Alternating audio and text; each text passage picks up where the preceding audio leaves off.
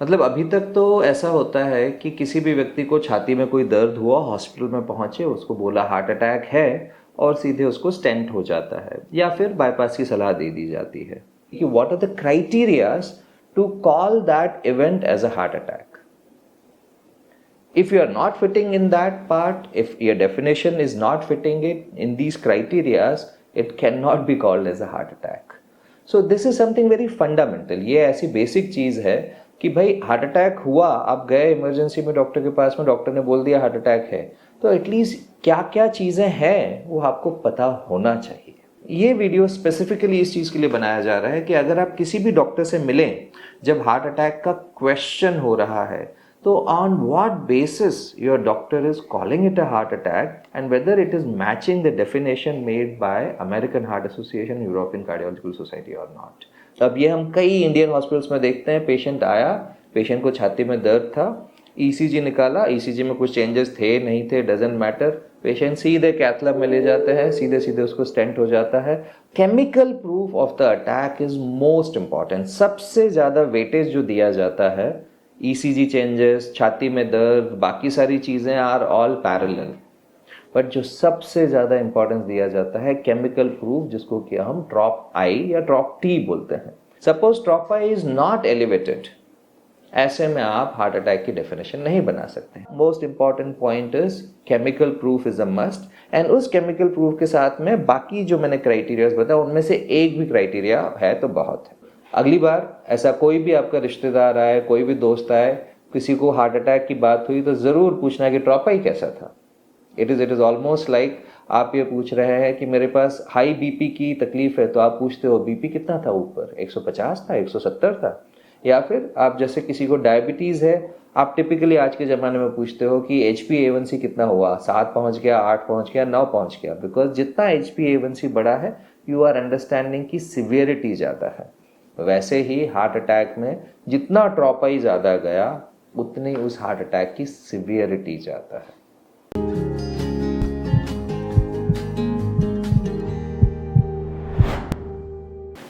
नमस्ते दोस्तों.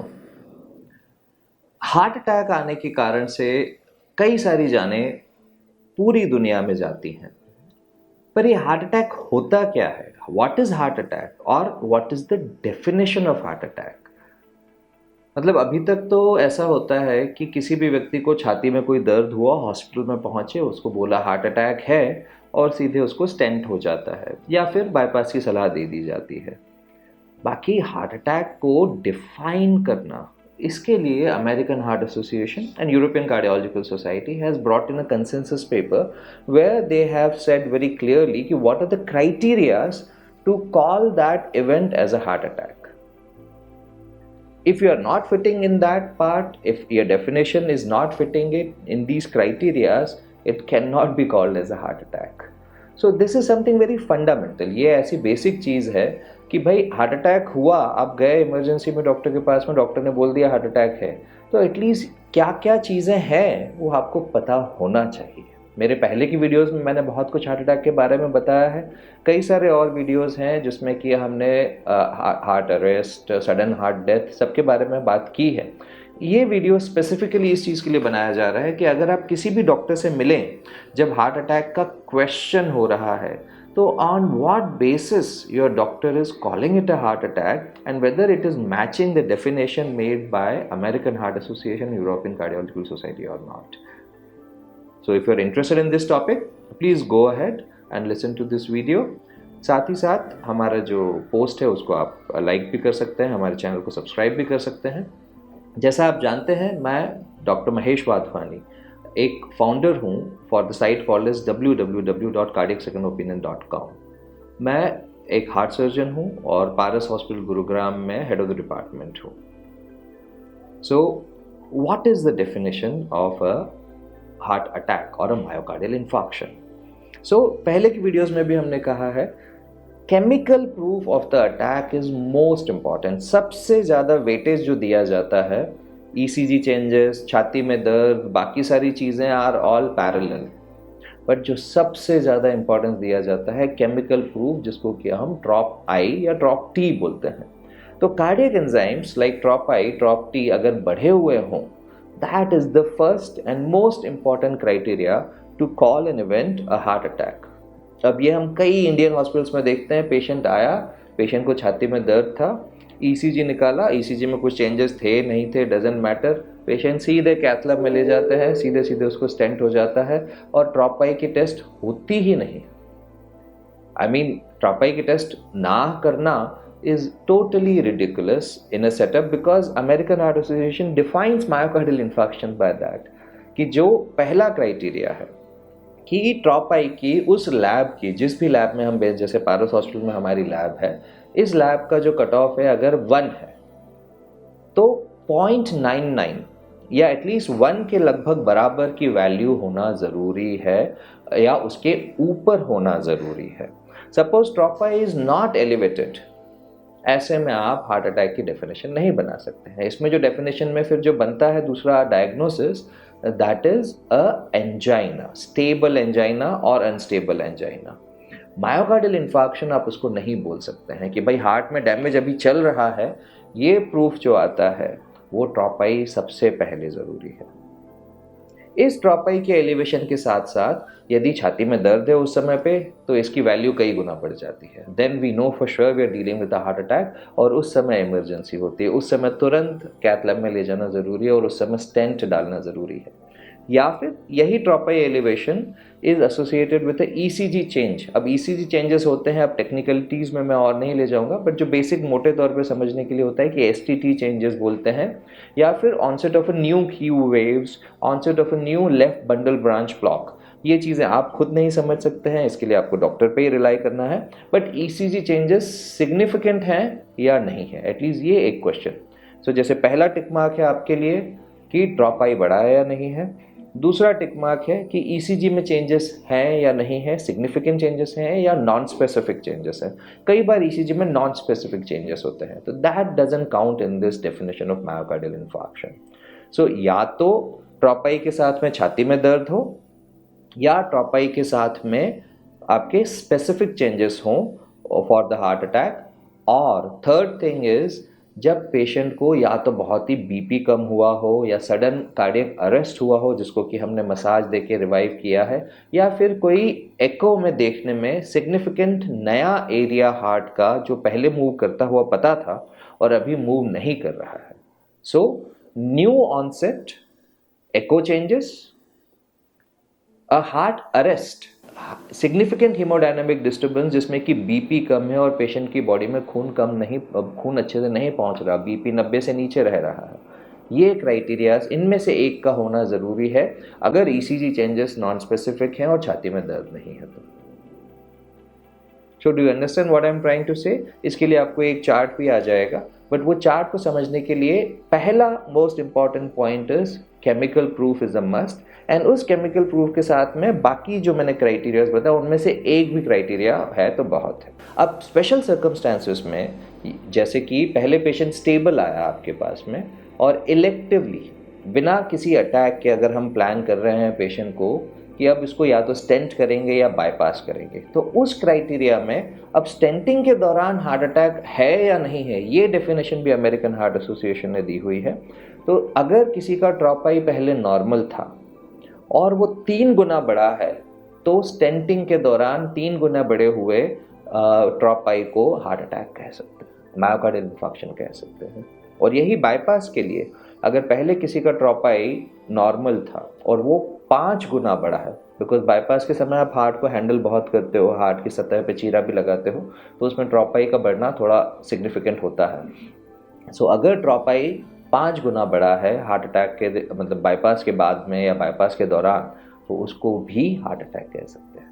सो peri procedural heart attack which is there, something like heart attack में bypass के बाद में something like 5 to 10% of the patients will have minor heart attacks where the tropi will actually rise 5 times and it will come back to normal because blood supply अच्छी हो रही है. Stenting में दूसरे तौर पे होता है कि स्टेंटिंग में दिस इज़ वेरी सिग्निफिकेंट कि एक तो प्रोसीजर अगर आपने स्मूथली कर लिया तो ट्रॉपाई नहीं बढ़ता है. सपोज प्रोसीजरली एक थोड़ा सा ट्रॉपाई बढ़ा और फिर वो अगले दिन पे कम हो गया, so this 3 times rise is defined as a heart attack. But अगर वो कम नहीं हो रहा है और उसके बाद भी बढ़ा हुआ है तो it is a very important सब डेफिनेशन कि स्टेंट में ब्लॉक हो गया है। अब लगभग 5 से 10% स्टेंट पहले 1 महीने में ही बंद होते हैं। That's why it is important कि उस समय पे ड्रॉप आई अगर मेजर नहीं हुआ तो ये पूरी चीज़ मिस हो जाती है कि स्टेंट अभी भी नया नया लगा है। अब it is not like a brand new car जो पहले दिन पे सबसे अच्छी चलेगी और साल भर बाद खराब चलेगी।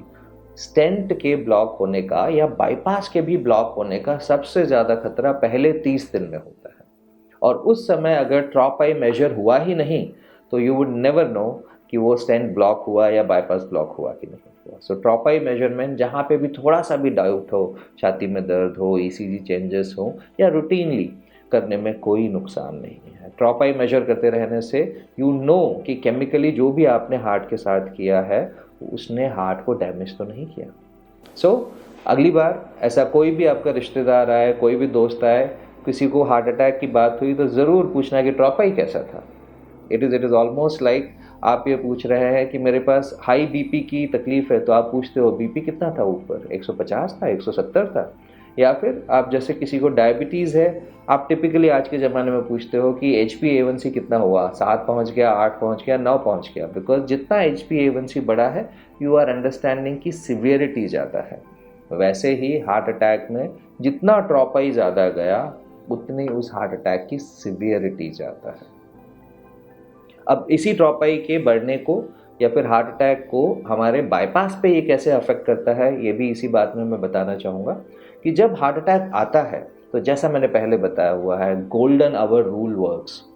जिस समय दर्द होना शुरू हुआ, आप अगर 1 घंटे के अंदर हॉस्पिटल में पहुँचे, ड्रॉप आई किया, ड्रॉप आई बढ़ा हुआ आया, तो उस समय तो फिर ईसीजी का भी वेट करने की ज़रूरत नहीं है, किसी और चीज़ की वेट करने की ज़रूरत है। अगर दर्द है और ड्रॉप आई बढ़ा हुआ है, सीधे कैथ लैब में जाके उसी समय स्टेंट डालने से अच्छा आपके लिए कोई इलाज नहीं।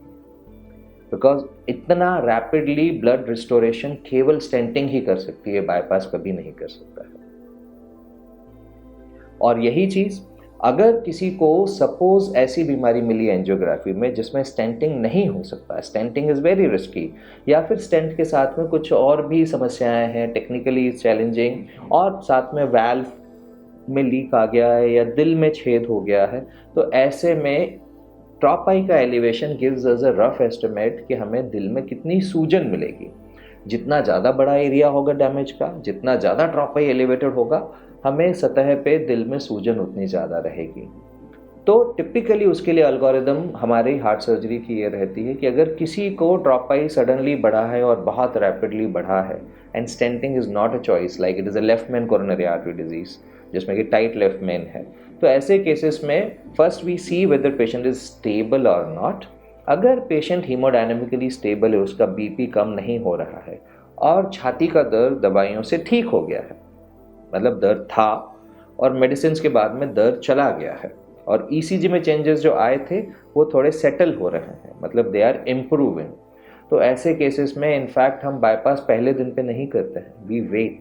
We wait for 2 days, 3 days, 4 days, ताकि जो हार्ट में सूजन है, जो दिल में सूजन हो, वो कम हो तो अच्छा है। क्योंकि सूजे हुए दिल पे जब आप टाँके लेके आप बाईपास करते हैं, दैट इज़ वेरी रिस्की। उसमें जो टाँके हैं आपके, आप अच्छे से अच्छे टाँके भी लगाएंगे, बट अगर हार्ट की सरफेस सूजी हुई है तो एक तो वो टाँके कट सकते हैं, कट थ्रू हो सकते हैं। दूसरा सबसे बड़ा चीज़ कि ऐसे समय पे थक्का बनाने का रिस्क बहुत ज़्यादा होता है। जब अटैक चल रहा हो, नसें सूजी हुई हो, तो नए बाईपास में भी ब्लॉक आ सकते हैं। So, in emergency, stenting is superior to bypass.